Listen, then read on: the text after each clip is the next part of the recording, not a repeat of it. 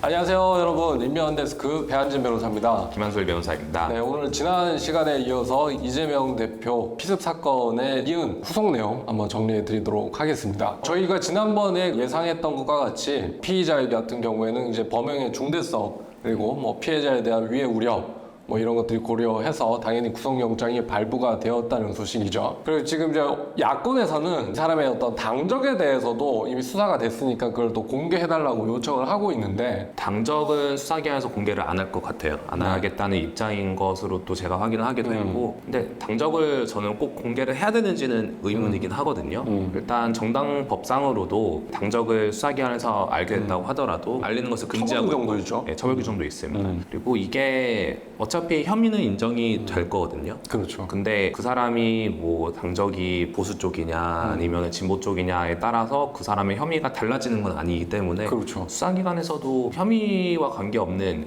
범행 동기와는 관련이 있을 수도 있지만은 그러한 내용을 굳이 공개할 필요는 없다고 생각할 것이기 때문에 처벌을 감수하면서까지 공개하지는 않을 것으로 보입니다. 그렇죠. 더구나 이게 어떤 여야의 어떤 정치적인 요구가 선거를 앞두고 있는 상황에서 정치적 의도로 이용될 의도 이런 게 충분히 보이기 때문에 수사를 하는 공무원 입장에서는 더더욱 이제 공개 안 하는 쪽으로 선택하지 않을까 뭐 이런 생각도 해봅니다. 지난 시간에 이어서 이재명 대표 피습 사건이 계속 보도되고 있는데, 사건이 참 어떻게 보면 프레임 전쟁, 정치적인 의도에 따라서 너무 곡해되고 있다는 생각이 들죠. 한쪽에서는 어떻게 사건의 본질만 따졌을 때는 정치적인 테러라고 볼 수도 있겠지만, 반대쪽에서는 계속 이제 정치적인 특혜, 헬기 이송과 관련된 그런 논의들이 이제 터져 나오고 있어서, 저는 이제 법률가로서 그 사건의 어떤 중대성 이런 걸 해드리고 있습니다만은 그런 식으로 프레임 싸움이 되고 있다는 게 좀 안타깝습니다. 네. 참 안타깝죠. 뭐 결국에는 각 그 정치권에서 이러한 안타까운 사건을 가지고 이제 자기들에게 유리한 쪽으로 이용을 하려고 하는 것인데, 이제 뭐 보수 쪽에서 사주를 해가지고 아니 뭐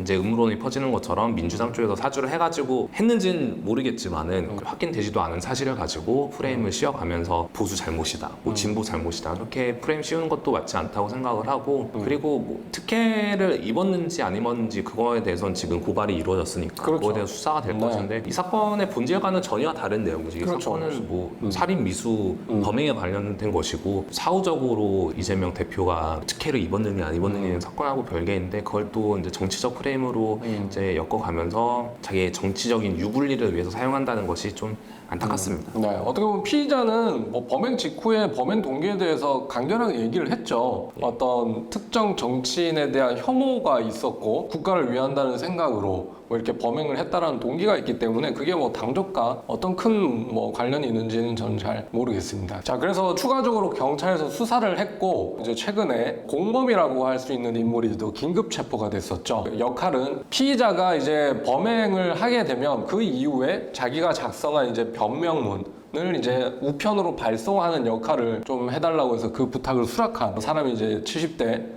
분이 이제 체포가 됐다가 바로 이제 석방이 됐습니다. 뭐 나이가 고령이기도 하고 그런 점을 고려해서 불구속 상태에서 수사하기로 했다고 하죠. 자, 그렇다면 이제 인친 여러분께서는 뭐 공범과 이제 방조에 대해서 좀 헷갈려 하실 수 있는데, 뭐 어떤 차이가 있습니까? 일단 뭐 정도의 차이긴 한데, 공범이 되려면은 보통은 이제 실행 행위에 분담이 있어야 돼요. 그렇죠. 만약에 실행에 분담이 없다면은 공모 공동 정범이라고 해서 공모를 같이 하고 처음 첫 단계부터, 그렇죠. 그리고 만약에 실행 행위에 가담하지 않았다면은 그 실행 행위 한 사람에 대해서 좀 지배적인 관계가 인정이 되어야 될 필요가 있는데, 만약에 이제 그 정도까지 가지 않고 그러면 이제 흔히들 말하는 방조범이 언제 성립하느냐라고 하면은, 이제 뭐 방조라는 것은 도와주는 거잖아요. 도와주는 거에 있어서 뭐 우형적, 흔히들 뭐 정신적 방조라는 것도 그렇죠. 있고, 이제 물질적으로 방조를 해주는 것도 있고 한데, 결국 범행을 요기하게 하는 것이고, 이 사건 같은 경우에는 칼을 사준다던가 이동 수단을 제공한다던가 그런 건 없었고, 결국에는 우편을 보내준다고 했으니까 이거는 만약 방조범 쪽으로 가게 된다 그러면은 정신적 방조, 그렇죠. 네, 결의를 다지게 하는 정신적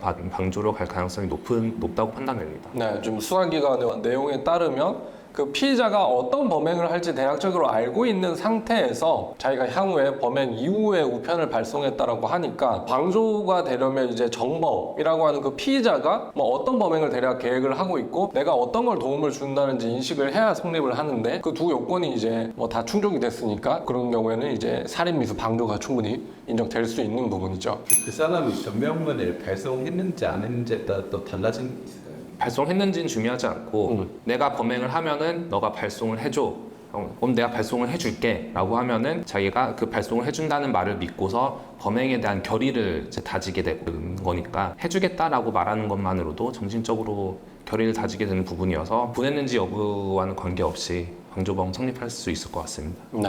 그걸 추가적으로 그 피의자를 뭐 차량에 태워서 이제 다른 곳으로 이제 이동시켜준 그 차주나 그리고 우편물이 실제로 어디에 누군가한테 배송이 되는 건지 뭐 이런 것들에 대해서 추가로 수사하다 보면 또 공범이 더 밝혀질 수도 있다는 생각도 듭니다.